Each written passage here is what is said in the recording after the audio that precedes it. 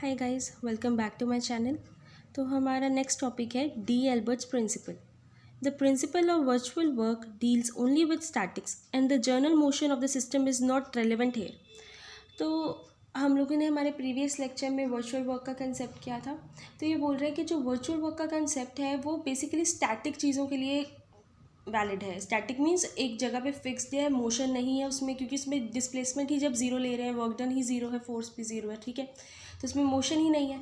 लेकिन जब भी जहाँ पे भी बात आ जाती है मोशन की, तो वहाँ पे वर्चुअल वर्क का जो कंसेप्ट है वो वर्क नहीं करता, ठीक है। A principle that involves the general motion of the system was suggested by D Albert. तो कहते हैं एक ऐसा प्रिंसिपल हम बनाया गया, और वो प्रिंसिपल किसने बनाया? डी एल्बर्ट ने बनाया, जिसका मेजर बेस क्या था कि हम लोग उस मोशन की, उस सिस्टम की बात करेंगे जो कि मोशन में है, ठीक है। एक वो कंसेप्ट जो कि वर्चुअल वर्क के अंदर नहीं आ रहा था, वो डी एल्बर्ट ने एक प्रिंसिपल दिया, उसके अंदर हम लोगों ने उसको कवर किया। Consider the motion of an n particle system. Let the force acting on the ith particle be Fi. By Newton's law, force of ith particle is equals to rate of change of linear momentum. तो ये था second law of Newton, हम लोगों ने वो formula लिया यहाँ पे। तो हम लोगों ने एक सिस्टम कंसीडर किया जिसमें n नंबर ऑफ पार्टिकल्स है, ठीक है। तो उनमें उन n नंबर्स में से कोई एक ith पार्टिकल भी होगा। उस ith पार्टिकल के ऊपर जो फोर्स अप्लाई हो रही है उसको हम लोगों ने Fi लिया है, ठीक है।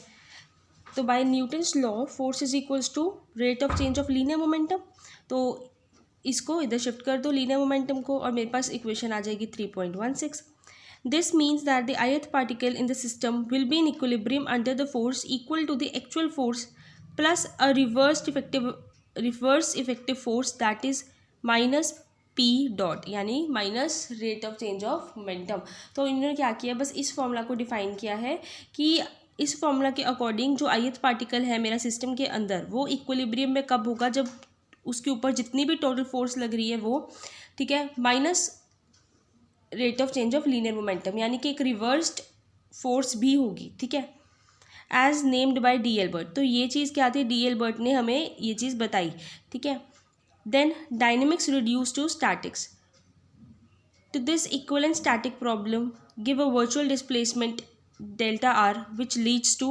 तो अब हम लोग क्या करेंगे? फॉर्मूला अप्लाई करेंगे, that is total work done का फॉर्मूला क्या है? फोर्स इनटू डिस्प्लेसमेंट, जिसमें फोर्स हम लोगों ने ये ली है कि ith पार्टिकल के ऊपर फोर्स कैसी है, एक तो एक्चुअल फोर्स प्लस एक रिवर्स्ड फोर्स वहाँ पे भी लग रही है, ठीक है, इनटू डिस्प्लेसमेंट हम लोगों ने क्या ले लिया है? डेल्टा आर आई ले लिए। तो ये वाला फॉर्मूला हम लोग यहाँ पे सब्स्टिट्यूट करेंगे, तो मेरे पास ये आ गया।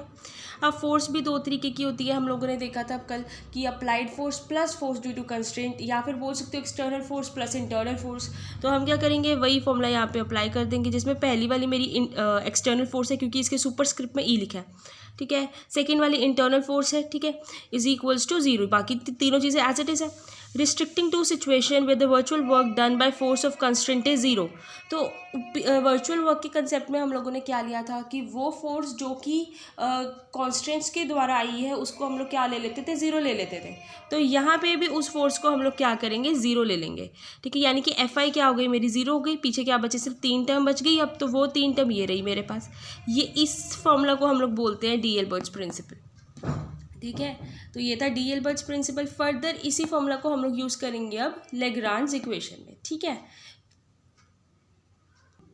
तो मतलब बेसिकली जो डी एल्बर्ट्स प्रिंसिपल है वो उन सिस्टम्स को कंसीडर करके बना है जो कि मोशन में है, ठीक है।